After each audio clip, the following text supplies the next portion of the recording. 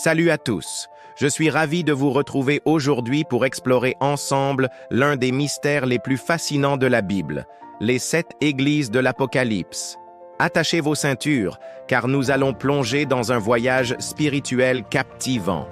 Commençons par l'église d'Éphèse, qui nous rappelle une leçon puissante. Imaginez une personne qui fait tout parfaitement selon les règles, mais qui a perdu sa passion.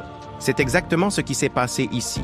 Ils étaient irréprochables dans leur doctrine, mais avaient perdu leur premier amour.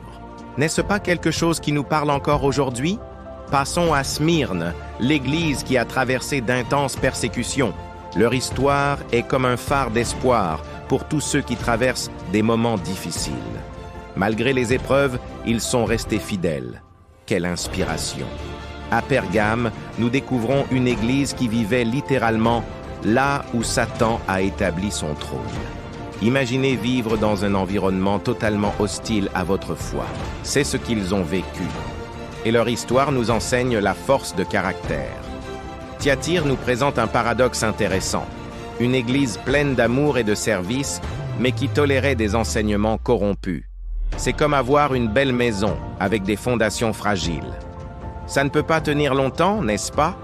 L'histoire de Sardes est particulièrement frappante. Une église qui avait la réputation d'être vivante, mais qui était spirituellement morte. Combien de fois nous contentons-nous des apparences sans nous soucier de la réalité intérieure? Philadelphie brille comme un exemple de fidélité. Petite mais puissante, cette église nous montre que ce n'est pas la taille qui compte, mais la qualité de notre engagement. Et enfin, Laodicée, l'église tiède que beaucoup considèrent comme un miroir de notre époque. Ni chaude ni froide, juste, confortable.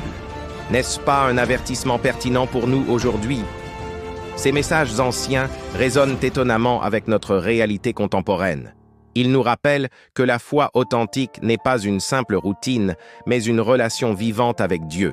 Si cette exploration vous a interpellé, n'hésitez pas à laisser un commentaire pour partager ce qui vous a le plus marqué.